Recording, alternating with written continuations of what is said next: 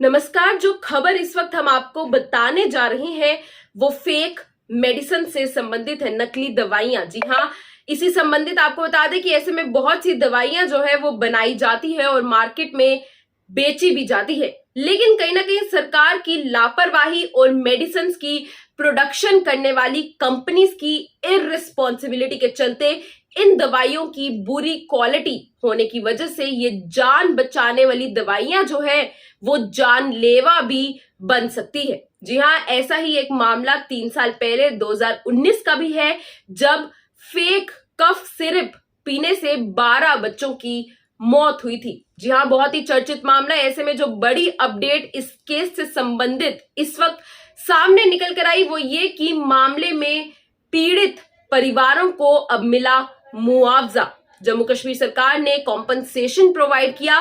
चलिए आइए नजर डालते हैं पूरी खबर पर और पूरा केस जानने के लिए खबर अंत तक जरूर सुने और आगे भी शेयर करते रहे। दर्शकों, जानकारी हो कि करीब 3 साल पहले जम्मू संभाग के उधमपुर जिले के रामनगर में नकली दवा यानी कि नकली कफ सिरप पीने के कारण 12 बच्चों की मौत हुई थी और इस केस में प्रदेश सरकार ने सभी पीड़ित परिवारों को 3-3 लाख रुपए का मुआवजा देने का फैसला सुनाया। कॉम्पनसेशन जो है वो फाइनली दिया जा रहा है विक्टिम्स की फैमिली को। इसके चलते नेशनल ह्यूमन राइट्स कमीशन ने ये जानकारी दी। वहीं कमीशन ने इंटरनेट मीडिया पर ट्वीट कर ये कहा कि NHRC national human rights commission की रिकमेंडेशन पर जम्मू कश्मीर केंद्र शासित प्रशासन ने 12 बच्चों के रिश्तेदारों को राहत के रूप में 36 लाख रुपए 3-3 लाख रुपए का भुगतान जो है वो किया है। कॉम्पनसेशन दिया गया है विक्टिम्स की फैमिलीज को। दर्शकों, जिस तरह से बताया कि इन छोटे छोटे बच्चों की मौत जो है वो उधमपुर में नकली कफ सिरप के सेवन करने से इनकी मृत्यु हो चुकी थी और इससे आपको बताते चले कि जम्मू के सोशल वर्कर सुकेश खजूरिया ने पीड़ित परिवारों को मुआवजा दिलाने के लिए लंबी लड़ाई जो है वो लड़ी है। 3 साल पहले का ये केस बताया गया। इसके बाद इस मामले में पीड़ित परिवारों को फाइनली न्याय मिला। वहीं इस केस को बंद भी कर दिया गया था। अगर आपको जानकारी देते चले कि नेशनल ह्यूमन राइट्स कमीशन ने कहा कि नकली कप सिरप पीने के कारण उधमपुर जिले के रामनगर में जिन 12 शिशुओं की मौत हुई थी उन सभी को जम्मू कश्मीर सरकार ने 3-3 लाख रुपए देने का मुआवजा का फैसला किया और कुल 36 लाख रुपए कॉम्पनसेशन के तौर पर दिए जाएंगे। वहीं पिटीशनर की भी ये मांग थी कि इसीलिए अब केस जो है वो बंद कर दिया गया। जानकारी देते चले कि रामनगर में हुई बच्चों की मौत का मामला जो है वो काफी सुर्खियों में भी रहा। काफी चर्चित केस ये था 3 साल पहले और इस मामले में राज्य सरकार और ड्रग्स विभाग के कार्यप्रणाली पर कई सवाल उठाए गए थे।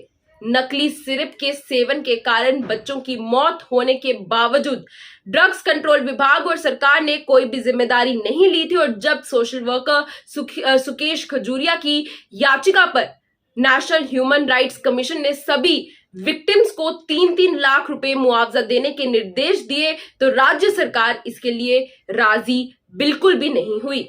वहीं आपको बता दें कि राज्य सरकार ने पहले हाई कोर्ट और उसके बाद जाकर सुप्रीम कोर्ट में इसे चैलेंज किया था और अब फाइनली दोनों जगहों पर हार होने के बाद मुआवजा जो है वो दिया जा रहा है 36 लाख का। ऐसे में ये भी जानकारी हो कि ये केस उस समय का चर्चा में चल रहा था जब 1 महीने के भीतर ही रामनगर तहसील के विभिन्न गांव में करीब 1.5 दर्जन बच्चे बीमार हो चुके थे।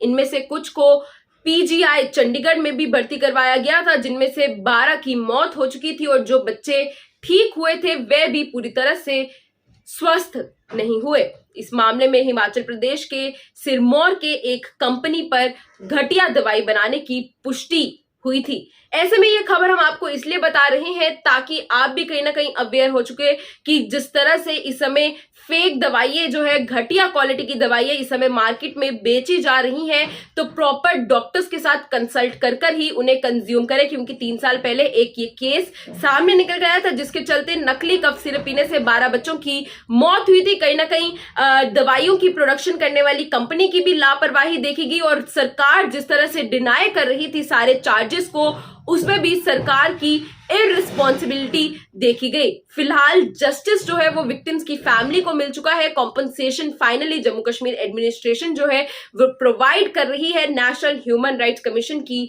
हेल्प से। फिलहाल ये थी पूरी खबर। ऐसी अपडेट्स के लिए देखते रहे सच न्यूज नेटवर्क। इस खबर को आगे जरूर शेयर करें। दीजिए इजाजत।